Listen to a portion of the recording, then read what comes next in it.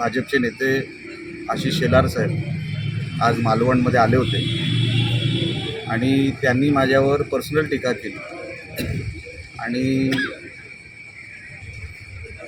भारतीय जनता पक्ष किती हवेत आहे त्याचं एक उदाहरण देखील ते स्वतः दाखवून गेले। ते म्हटले की सूर्यावर फुंकणारा वगैरे वगैरे, ते म्हण तुम्हाला सगळ्यांना माहिती आहे। आता मी कोणाला सूर्य समजायचा आहे? आम्ही सूर्यावरचं ग्रहणच आम्ही काढायचा प्रयत्न करतोय आणि त्यामध्ये जी वस्तुस्थिती आहे तेवढं मांडायचा आम्ही प्रयत्न करतोय।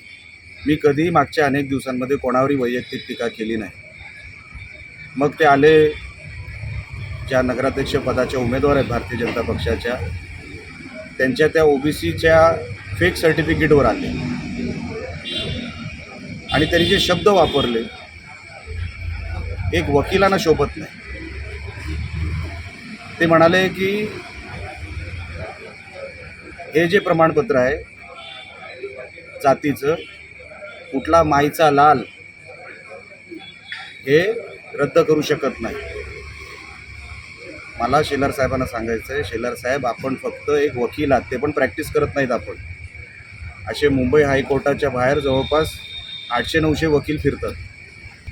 तुम्ही जज साहेबांचा अपमान केला, तुम्ही न्यायव्यवस्थेचा अपमान केला।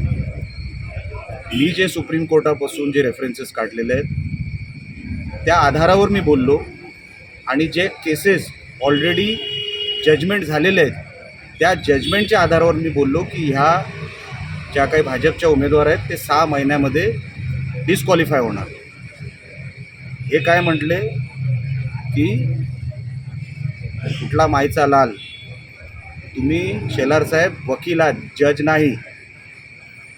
जज साहेबांचा अपमान तुम्ही वकील असताना केला, या गोष्टीचं वाईट मला वाटतं।